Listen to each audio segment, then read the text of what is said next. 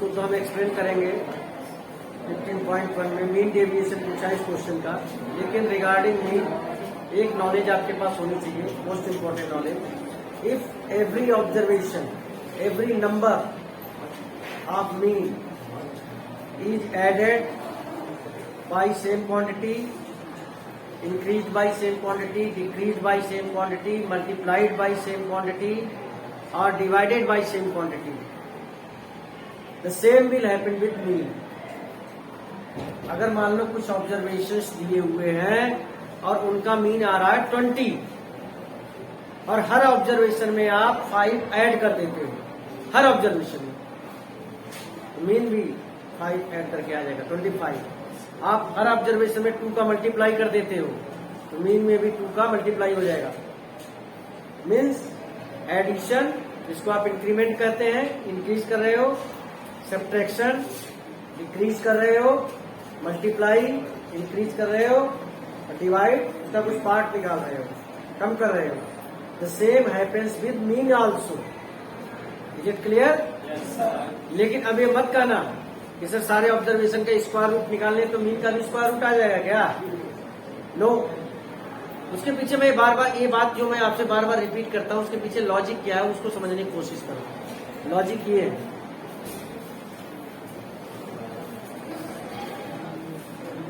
Do you agree with me?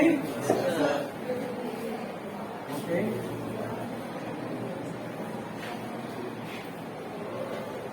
Now you agree with me?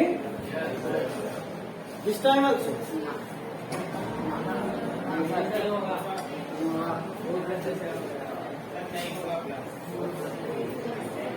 Yes sir, I agree with you. Whatever you will write on the whiteboard, we are always 100% agreement for anything.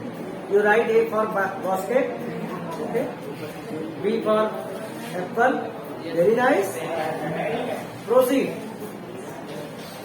नहीं होता इसलिए मैं आपको कहता हूँ ना, addition, subtraction, multiplication और division के साथ इसका होता है। इस बात का ध्यान रखना आप। मीन के साथ होता क्या है, कंपटीशन वगैरह में क्वेश्चंस कैसे पूछे जाते हैं, इस mean of sum observations is K. If every observation is multiplied by T, what will be the new mean? K T. That's it. अब यहाँ पर तो आपने के टी बता दिया, अब वहां बच्चा कहेगा क्या करें, फंसा दिया, बड़ा लंबा सवाल पूछ दिया, हम तो मीन मीन निकाला करते थे, ये क्या करवा रहे हैं? मीन डेविएशन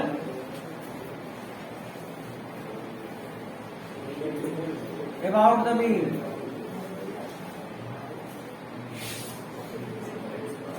आपको कुछ नहीं करना है, ये जो आपके x है, ये क्या है आपके x है, x माइनस एक्स बार, x1 माइनस एक्स बार, x2 माइनस एक्स बार, x3 माइनस एक्स बार। लेकिन लिखने का तरीका क्या है, देखिए ध्यान से, फोर एब्सोल्यूट वैल्यू के साइन में 7, ठीक है, 8, 9 और भी है, plus 10, 12, 13, 17, and whole thing divided by 8.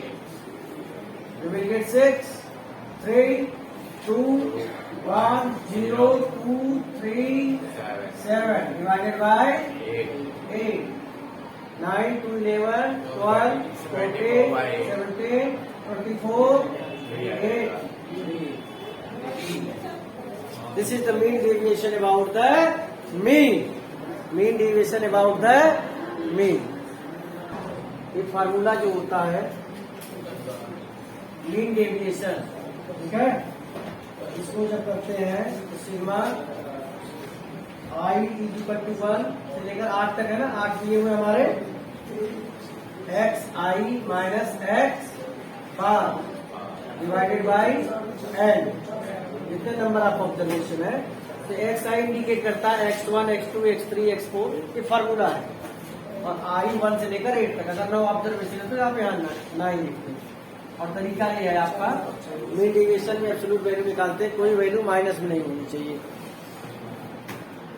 First question में दिया हुआ था mean deviation about the mean, यानी कि मीन निकालकर उसका मीन डेविएशन। मीन डेविएशन तो वर्ड सबके साथ आएगा, मीडियन के साथ भी आएगा, लेकिन अगर कहीं क्वेश्चन में ऐसा लिखा हुआ है कि find the mean deviation about the median, ये मत समझ लेना कि मीन निकालना है। पहले मीडियन निकालो, फिर मीन डेविएशन का मीन निकालना है। पहले तो आप मीडियन निकालो। तो फर्स्ट स्टेप क्या होता है मीडियन निकालने का? Ascending order. सबसे छोटा नंबर इसमें कौन सा भाई? अपनी कॉपी पर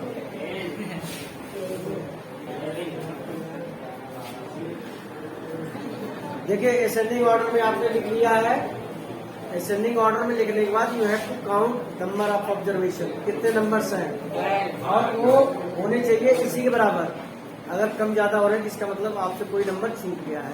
अब कोई नंबर रिपीट हो रहा है तो उसको आपको लिखना है, ये मत सोचना कि रिपीट हो रहा तो लिखने का नहीं है, ठीक है। खैर, यहाँ पर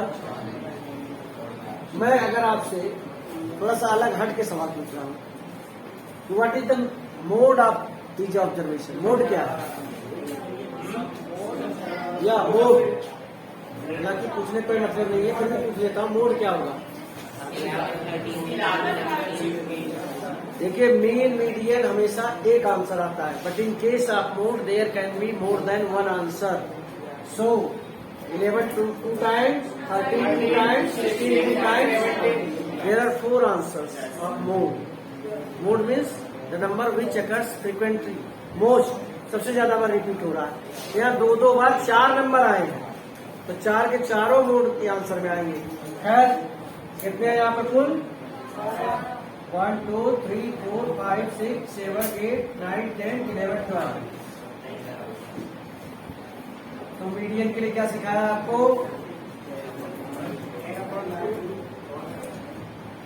इवन है ना?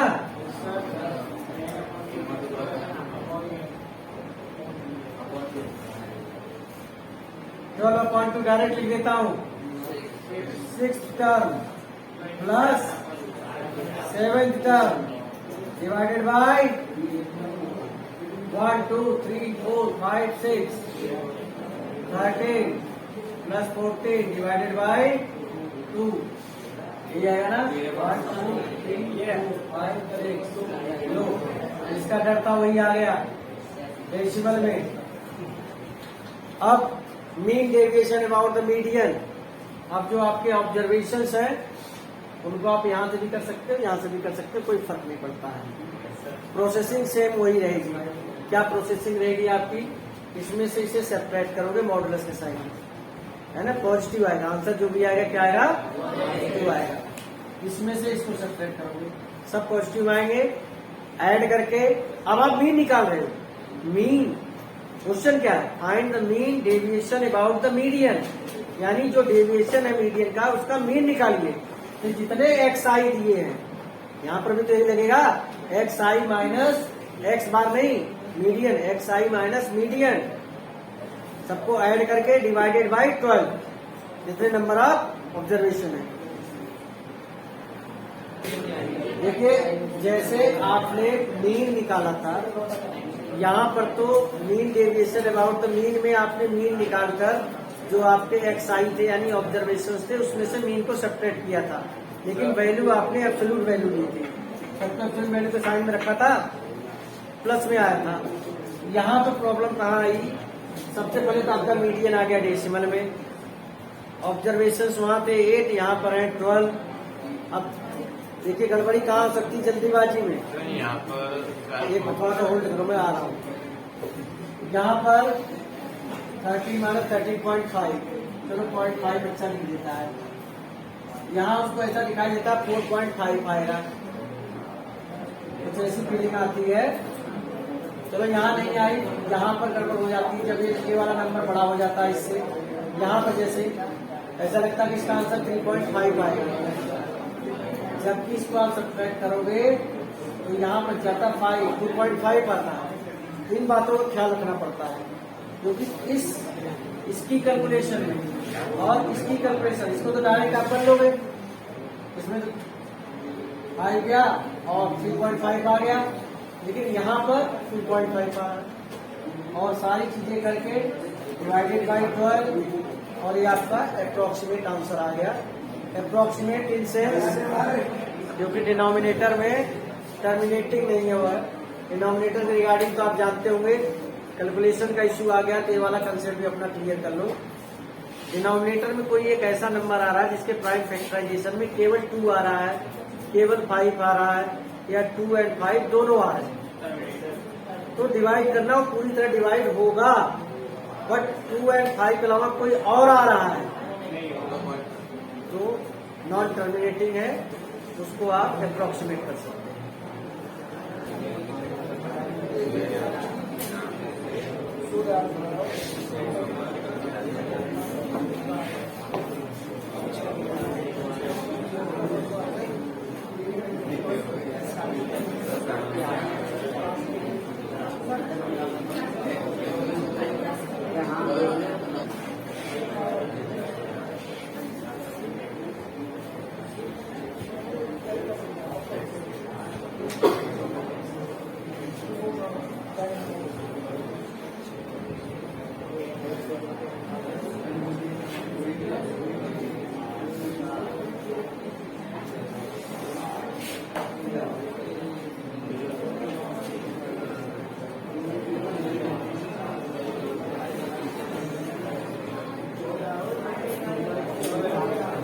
देखिए, जब आप इस तरह का क्वेश्चन करते हैं, यूनिट प्लेस के नीचे यूनिट प्लेस, टेंस प्लेस के नीचे टेंस प्लेस आना चाहिए, इस बात का आपको ध्यान रखना पड़ेगा। सिग्मा FI/XI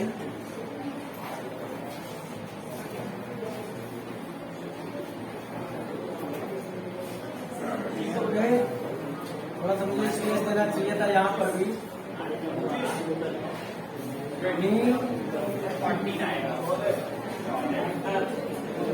ओके,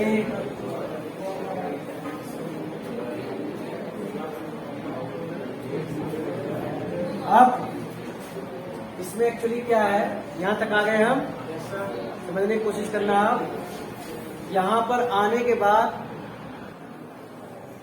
5 - 14 डायरेक्ट लिख रहा हूँ, समझ लेना। 5 - 14 -9 9 हो जाएगा, 10 - 14 4 हो जाएगा, 1 आ जाएगा, 20 14 6 आ जाएगा, और 25 14 11 आ जाएगा। अब आपको क्या करना है, FI - X बार मल्टीप्लाई करना है। 63 16 6 18 55 सिग्मा FI/XI माइनस X बार 13 से 19 से 25 से 28 5 2 7 1 8 9 से 15। ओके, अब mean deviation about the mean deviation about the mean निकालेंगे।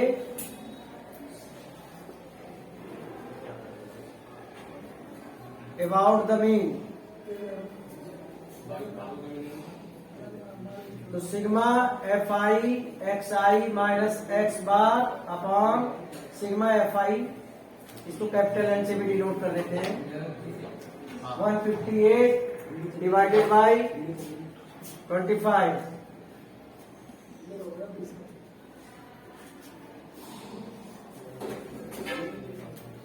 and this is your required answer.